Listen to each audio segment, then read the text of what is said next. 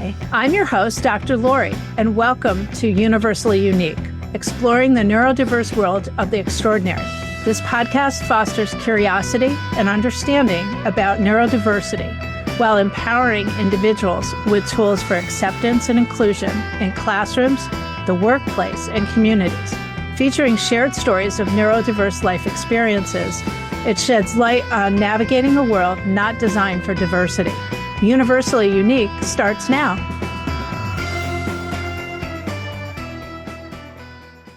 Hi, welcome to Universally Unique. Today I have Dr. Jess Gregory with me to discuss her experiences as an individual who is neurodiverse.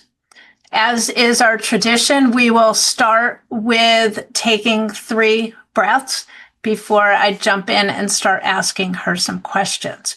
So we'll do 3 box breaths. I'll count for you. So we're going to inhale for a count of 4, 3, 2, 1. Hold for a count of 4, 3, 2, 1. Breathe out for a count of 4, 3, 2, 1. Hold for a count of 4, 3, 2, 1. Breathe in, 4, 3, 2, 1. Hold, 4, 3, 2, 1. Breathe out, 4, 3, 2, 1. Hold, 4, 3, 2, 1. Breathe in, 4, 3, 2, 1. Hold, 4, 3, 2, 1. Breathe out, 4, 3, 2, 1. Hold, 4, 3, 2, 1. So hopefully everyone's feeling relaxed. So, Dr. Gregory, hopefully it's okay for me to call you Jess. You better call me Jess. I better call you Jess. And so what I would like to start with is if you would just give us a little bit of an overview of your journey as an individual who is neurodiverse, which I suspect will be woven in with a variety of educational experiences, and you'll share with us where you are now and what you're doing. So I didn't know I was neurodiverse until I got to college, and I was in a physics class, and my professor, Dilo Imuk, noticed that while I was doing great and everything, I was not performing well on the quizzes. And during one of the quizzes, he saw that I was turning all sorts of fun colors. And so he pulled me aside and he was like, "Hey, what's going on?" I'm like, "I just can't do these quizzes. Like, I can tell you all about it, but I never get the right answers on the quizzes." And so he had me tell him all about it. And he's like, "I want to refer you to someone." And so they did the testing and found dysgraphia and dysnomia. And so here I am at 18, 19 years old, just figuring out who I am. And now I have another layer to figure out, like dysgraphia, dysnomia. What do you mean learning disabled? I got into an Ivy League school. I was in the top of my class. Like, how does this make sense? And it didn't make sense at all. And so I struggled quite a bit with that while I was in school, because I was like, what the fluff? I don't know. And so fast forward, as I became an educator, I realized that I was finding it easier to reach students who hadn't found success. And I attribute a lot of that to, I don't think the same way that other people think. And so what hasn't worked for students in the past isn't the way I was doing it anyways. So, okay, that's a win. And so when I talk to my students now, and my students now are educators who want to be leaders, and we talk about, neurodiversity, and I talk about my exceptionalities as sort of my superpower. And we have the discussion about how, that's wonderful when it works, but it sometimes diminishes the challenges that come with it. And I'm like, yeah, no, I hear you. And I don't think that I'm intending to diminish the challenges some people face with their neurodiversity. But for me, it's definitely my superpower. Could you explain to us, besides the fact that you recognize that other learners don't operate exactly the same? I think, I'm a special educator by training, so I've never thought that all learners learn the exact same way. But how has that impacted how you are helping the students in your classes now understand that, it takes a lot to harness that superpower? I'm having this sort of vision of a superhero in a movie where sometimes that superpower is super and other times it's a problem. Right. If we could, quote Stan Lee from Final Fantasy 15 in 1962, where we get to meet Spider-Man and we learn that with great power must also come great responsibility.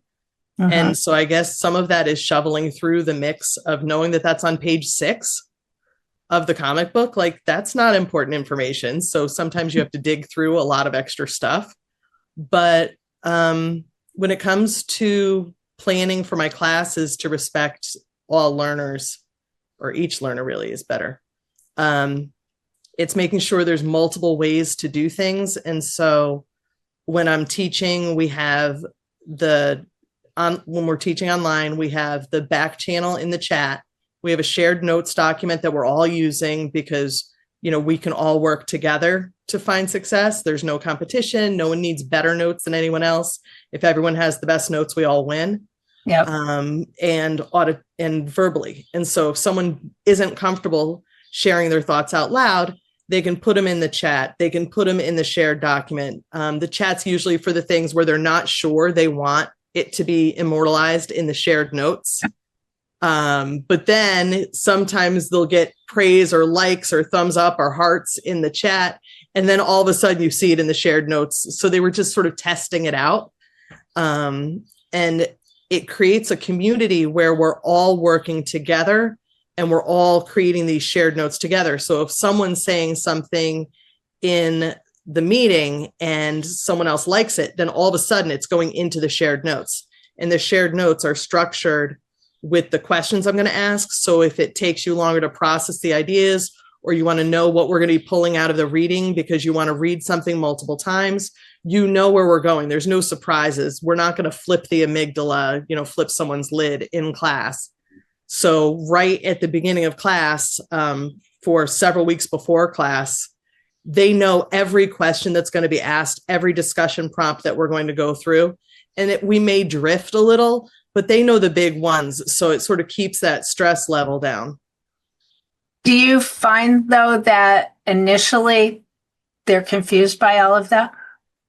That you've tried to head them off from stress, but they're so accustomed to being stressed that they can't figure out what you're doing?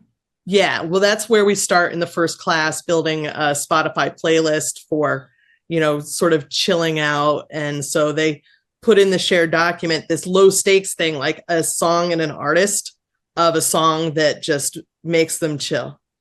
And then when they're in their first breakout group, that turns into I turn that into a Spotify playlist.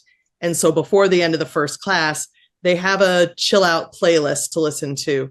But also the stakes were so low as they engaged with the process of class to begin with, that by the time they finish the first class, they're all in. So originally, when this first happened, when I was first using this before the pandemic, there's our supervisor, Sophie. Before the pandemic, we were using shared notes even when we were in person. And so there it was easier because I could scaffold it where I was able to walk around and make sure everybody was comfortable and everybody was in the same place. But with the pandemic, people are more comfortable using technology, so they know how to do a lot of the tech parts where using a shared document isn't new anymore. Good. And I would anticipate that their ability to do that within the classroom with you translates hopefully to their ability to do that in the classrooms that they're teaching in. Hopefully they can generalize that information. Yeah. If I do my job well, educators in the future will not be tortured by bad professional development. I hope so. That's why I do what I do. That is always an issue. So you mentioned a professor when you were doing your undergraduate degree. Would you describe that person as being one of your cheerleaders? Or are there others? Not that person, but maybe other people? I mean, D'Lo, he was awesome and fun and hep. Sorry, she's scratching at me.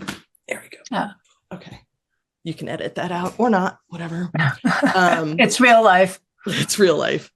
And so the thing is, I might have stopped taking physics. So when I thought I wanted to be a nuclear physicist, it was super important that I was doing well in physics. But once I was no longer going to be a nuclear physicist, then that really didn't matter anymore. And I didn't actually share what I was going through with a lot of people when I was in school. I didn't know how to process it. Yeah. So while I disclose right at the get with my educators who are in my classes and with other people on campus, I didn't know who I was when I was in college. I hadn't processed any of this. I was really struggling with the identity piece of what it meant to have exceptionalities. Well, and finding that out when you've now moved away from home and you're trying to just be like a young adult who's moved away from home, and then you get a pretty significant piece of information about yourself, and probably something that I would anticipate that even when you might have called home and shared this information with your family, they were like, huh? You were so good at school. What do you mean? Right. Why did they tell you all the feelings of like, why didn't anybody notice before? Like, why did it take so long for someone to notice? Why do you think that was? Oh, because there were tons of strategies that I had developed that I didn't know I had developed. Mm-hmm. I remember being in typing and I would look at the keys. I still look at the keys when I type, but she would put at first she would just be like, oh, okay. And so she would move the document. She'd be like, okay, well, you have to do this. Well, so I would memorize the page really quickly and then look at my fingers and type. And so all of her normal strategies for how to get someone to learn how to type weren't working because I would just memorize the page so I could stare at it, because she was trying to she had lots of things. Finally, she ended up throwing a dish towel over my hands. I'm surprised she didn't throw a dish towel over your head. I'm not the easiest kid to have in class.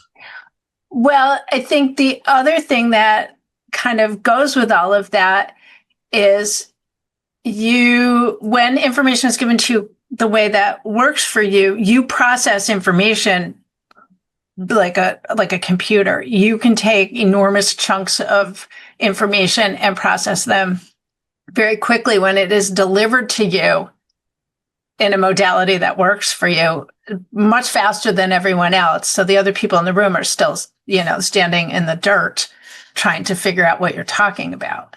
This is a personal experience of mine. Yeah, for everyone watching, Lori was on my dissertation committee. So sorry, Lori. Well, we were also research partners for a while, and I would sit there for like 20 minutes trying to figure out what you said 20 minutes before, because it was the ideas came so quickly, and the ability to integrate information came so quickly when it was delivered to you correctly. Patterns. Looking for patterns, seeing changes in patterns, fitting things together that other people don't always see fitting together. Like that definitely works for me. And I think a lot of that is because sometimes I need to see the pattern because I can't get there the direct route. No, that makes sense. And I think we are finding as a society that there are more and more individuals that we live with and potentially in close proximity to, either in the workplace or at home, who see things much differently than we do, and recognizing how to find the place where we we find balance and we can understand. Could you explain that to me? And, on the other side, could you explain to me why you're so linear and you can't see all these other things that are going on at the same usually time? go with, can you put more words around that? I'm not quite sure I understand what you mean. Yeah. Because can you put more words around it? Doesn't put the other person on the defensive. If I go with, I don't understand, what are you trying to say? Then all of a sudden they're like, well, what do you mean you don't understand? Yeah. As opposed to, can you just put some more words around that? I want to make sure I understand you. Then they're not on the defensive, and they're usually really happy to just keep talking.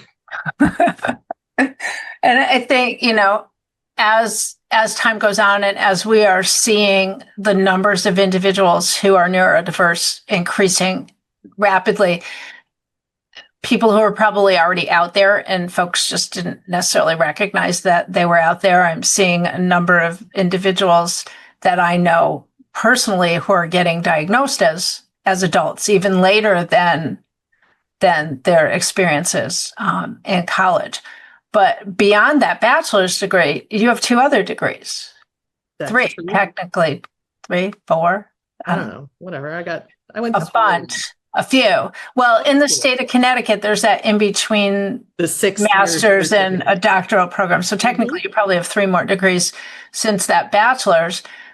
Did you find in those other programs that this was as much of a challenge, or had the funnel narrowed down enough to the topic that it wasn't as big of a challenge? It wasn't so much. I guess it really wasn't much of a challenge. And so my path was a wandering one. After my undergrad, I went into toy advertising in New York City. And it turns out I don't really love that. I like advertising, but it basically was lying to little kids. And yeah, I'm not a big fan.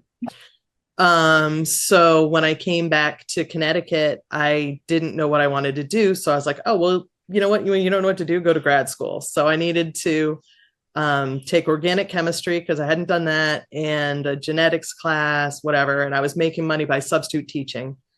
But the key piece is there. I saw organic chemistry as a puzzle where no one's showing you the box. And so you just have to memorize the pieces. Everybody else was freaking out. And I'm just like, oh, well, no, we don't know what the puzzle looks like. We get to make our own. And so you just fit the pieces together. And I was just chill and relaxing and having fun with it. And everybody else was freaking out. I don't know that was my exceptionality or the pattern seeing, or just because I'm weird and like chemistry now, but I didn't know that when I went in. Well, you said in the typing class, you could look at a page and remember the information. Memorization is super helpful in organic chemistry. Oh yeah, because you don't know what the pieces are, which is kind of weird because in the real world, you can always look that up. Right? There's no reason that people actually have to memorize the functional groups, because you could just have the functional groups on cards sitting on your desk the whole time. But that's just, Yeah. Well, I think we are starting to figure out that some of the things that we ask students to memorize did not necessarily have a value. I mean, for the people who could memorize really well, that worked out just fine. But for people who were not very good memorizers and who needed to be able to take the information and be able to use it, it was very difficult. Yeah, that more hands-on that's the way piece. Education's changed too, Lori. I mean, when you get right down to it, when we ask what we want students to be able to do, it's not spit back information. What we want them to be able to do is apply it to novel situations. Yeah. And so I actually think that, can we do a little diversion? Absolutely. The growth of artificial intelligence is emphasizing that in education, is that what we need as educators to rely on is our relationships and our transparency, radical transparency of why we want someone to learn something and why we want them to be successful with this particular task. Like, why am I giving you this assignment? It's because this is what this assignment is going to do for you. So please don't outsource this to artificial intelligence, because you're just going to rob yourself. So in that respect, I think we always could have been saying those things. And when we post an objective on the board as an educator, we're sort of doing that. But sometimes educators don't even know the why behind their tasks. So it requires us to all think about the why behind our tasks and explicitly, how are we going to meet the needs of each student, right? If I am building a task, I don't have the, well, it's going to take too much time to differentiate excuse, because now it doesn't take too much time anymore to differentiate. Like we have those, we have the supports available to us. There's a great use for AI. Use it to do that, but don't ask your students to stop thinking. Exactly. Yeah, I think, as with so many things, there's a time and a place, and thinking and relationship building really should be, in my opinion, I agree with you, the foundation of education. We ask people to learn all kinds of things that have really no value. And how many times do students, especially students in middle school and high school, say to the teacher, why do I need this? Why do I need this? Right? Why? And the teacher doesn't have an answer. Except, wow, isn't it really fun to do this, whatever this subject it isn't for everybody. I get it. But it is for the people who like it, but it's not. Experiments aren't always fun for other people, but they were always fun for me. But I mean, the why always seemed important. So, when we're doing density, we were doing it with hands-on, like, hey, let's make sure that your necklace, back when I was teaching chemistry, the gold necklaces were very in vogue. And you can use the density of the necklace by just doing displacement, which you do really early in chemistry, to see whether it's actually what it is, like what it claims to be. So it had relevance, right? A lot more interesting. Yeah. So, that teaching students who hadn't experienced success previously and making sure that the relevance, the real reasons they might actually need this, that is why I feel successful as an educator. Yeah. And I think even when students didn't necessarily always understand some of the things that were going on, when you went to a lab, it got to be hands-on, and sometimes you got to do fun things, even though you may or may not remember exactly what the principles and all the information was about it. But you remember, I remember my chemistry teacher set our desk on fire. I believe that was one of your tricks, wasn't it? My guess is when you were taking chemistry, though, the math came first and the lab was sort of the culminating experience. If you flip that around, so the practical experience is first, even if it's in a limited way, and then you try to explain it together, and then you put the math as sort of the tool we use to just sort of explain what we already know, it gets a lot easier for everybody. Yeah, there's so many things that I did not do well, and if it was flipped around, I probably would have been fine. So tell me what you're looking forward to as your career continues on, because you definitely have a lot more to contribute to the world of education or to the world as a whole. I know you have some side hustles that you're doing that are exciting. So what are you looking forward to? So I'm department chair, and I recently became program coordinator.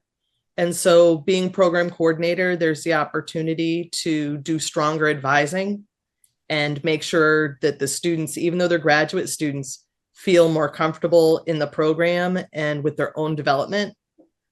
And I think that that's overlooked in graduate education, and that they don't always have that space to sort of see, well, what does it mean to be in this leadership program? What do you mean I'm a leader now just because I'm in the program? That doesn't make a lick of sense. So embedding those opportunities to do some reflection, but also program evaluation, the ongoing thing we want to do just to make sure we're doing the best job we can.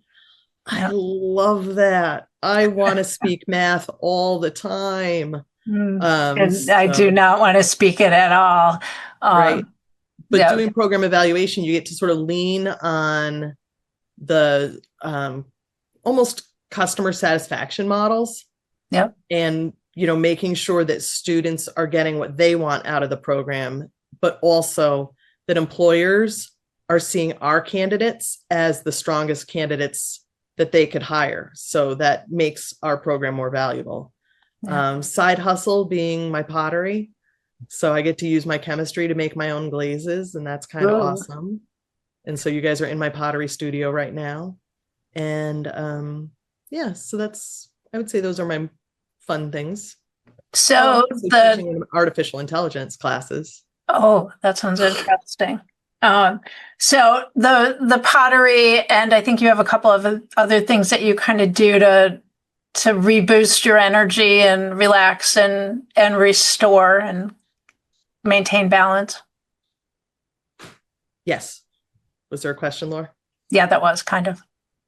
You just. So what else? I'm sorry, I should have said. And what else do you do besides that? Oh, gotcha. Yoga and Pilates, and I'm not super awesome at either of those, and that's kind of why I do them, because they're a practice, and you just keep trying to get better at it. I recently added Zumba to the mix, and anybody who has familiarity with dysgraphia, dysnomia, and its friends might know that you frequently lose the beat in music, in Western music.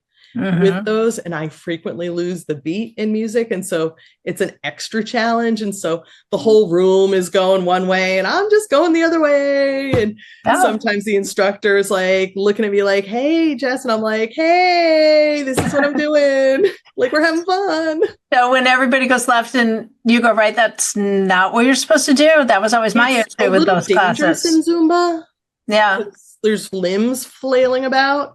But I am getting better at left and right over time. So I wear my watch on my right hand. And I did that ever since I was learning how to drive. When I was learning how to drive, I had to know right and left, and I'm not good at that. So I would tighten my watch so it hurt a little. Not a strategy I recommend. But when the driving instructor said turn right, I knew which way was right. So. No, but again, and you figured out a strategy before anybody told you that you didn't, the reason why you didn't know left and right so well. Right hand over your heart only works when you don't do this. So, yeah. So, well, I think we could probably talk for a significantly longer period of time, but we are actually, running out of time. I don't know if you have any thoughts that you would like to share with folks as they are coming in contact with folks that are neurodiverse, like ways, just a little hint or a little tidbit of this would be a nice way to approach folks. I think the best way to approach any folks is to, I'll lean on Brene Brown here and just go with people are doing the best they can with the tools they have right then. And so, just treating everyone with grace. Yeah. And helping them maybe to learn some grace for themselves. Because I think that many folks that are neurodiverse are probably much harder on themselves than anybody else could ever be. So, well, thank you so much. I very much appreciate you taking the time out of your busy schedule to meet with us. And I suspect that I may come back and have you come and talk about some other things in the future. But if anyone is trying to reach me, they can reach me through two things. One, through my website, which is notoholisticconsulting.com, or through email at notoconsulting2002@gmail.com. So have a wonderful day, and thank you all for listening.